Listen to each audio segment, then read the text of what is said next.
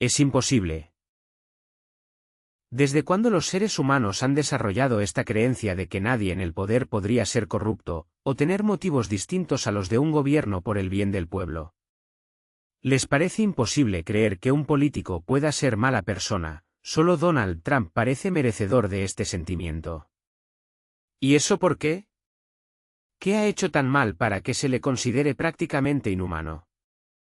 ¿Tocar coños?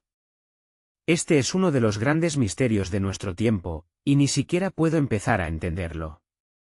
Crecí en los años 60 y 70, y por aquel entonces probablemente no había ni una sola cosa que el gobierno pudiera hacer en la que la gente confiara. Claro, eran sobre todo los jóvenes los que no podían confiar en el gobierno ni de lejos, pero para cuando el escándalo Watergate alcanzó su punto culminante y Nixon abandonó el cargo de presidente en desgracia, casi todo el mundo, al menos en Estados Unidos, cuestionaba la legitimidad de nuestros líderes. ¿Puedes imaginarte a muchos jóvenes de hoy en día preocupándose siquiera un segundo de lo que hace el gobierno? Sí, a algunos, pero no a la mayoría. Éramos tan idealistas en los años 60, 70 e incluso 80. El movimiento antisistema era el lema del momento. ¿Qué demonios ha pasado?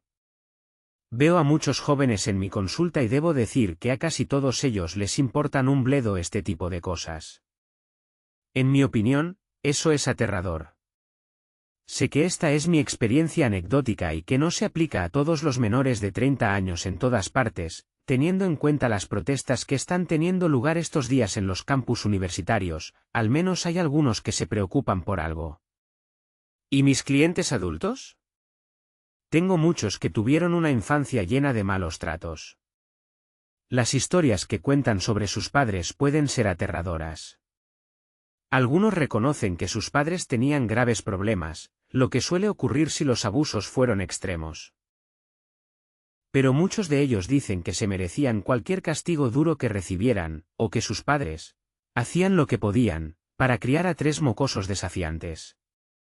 ¿Qué otras opciones tenían? Dicen, o están haciendo lo mejor posible teniendo en cuenta las circunstancias.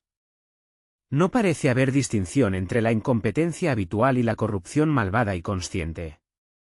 Si una deficiencia no es consciente, no importa cuáles sean las consecuencias, se perdona. Es decir, papá no era una persona malvada, simplemente no podía manejar todas las presiones que tenía encima. Si se sentía obligado a golpear a sus hijos sin sentido de vez en cuando, bueno, ¿qué se puede decir al respecto? Déjalo en paz. No es fácil ser padre, no es fácil ser presidente o primer ministro. De hecho, alguien me dijo una vez que podía perdonar a Biden por sus defectos porque tenía un perro, mientras que Trump no lo tiene, por lo que es un imbécil malvado. Biden no puede ser malvado por su amor a su perro.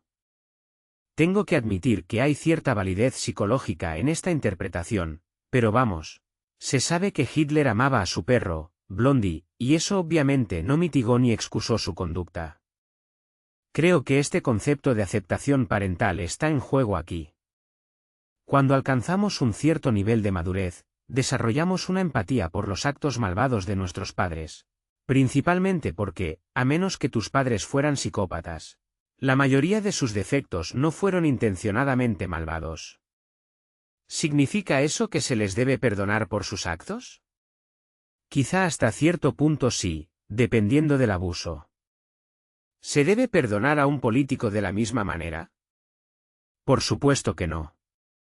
En primer lugar, porque no son nuestros padres. La conexión del alma entre un funcionario elegido y aquellos que lo eligen no debería ser un factor influyente en absoluto, de hecho, no debería haber ninguna conexión de corazón-alma con un cargo público. No son nuestros amigos, familiares, amantes o padres. Son depositarios de objetivos que hemos puesto en su lugar para que cumplan nuestras órdenes. Si fracasan, deben ser tratados como fracasados y como traidores a la confianza que les otorgamos. La otra razón por la que no se les debe perdonar como se puede perdonar a los padres, es porque la mayoría de las maldades que cometen son conscientes, intencionadas y, a menudo, francamente perversas. Pueden ser psicópatas, y a los psicópatas nunca se les debe perdonar si te hacen daño. Deben ser considerados responsables de sus actos. Aquí también se da un poco el síndrome de Estocolmo, que puede explicarse en gran medida de la misma manera que acabo de describir sobre el fenómeno padre-hijo, político-hijo. Todos somos cautivos de facciones totalitarias. Los que no estamos manipulados psicológicamente por nuestros captores luchamos contra ellos. Ellos son el enemigo. Podemos considerarlos malvados o, como mínimo, contrarios a nuestro bien común como seres humanos libres. Las personas manipuladas psicológicamente pueden caer en el síndrome de Estocolmo, que les hará ver a sus secuestradores como amigos, benévolos y empáticos. Desarrollan sentimientos compasivos hacia ellos y forman un vínculo psicológico positivo. Sin embargo, a los verdugos, al menos en el contexto de este artículo, no les importan en absoluto sus víctimas. Una de las razones es que suelen tener prisioneros a millones de personas. No pueden establecer ningún tipo de vínculo personal con ellos. Las personas que se sienten cautivadas por los famosos suelen pensar que el famoso los ve, a sus fans, de la misma manera que el fan ve al famoso. Obviamente, no es así.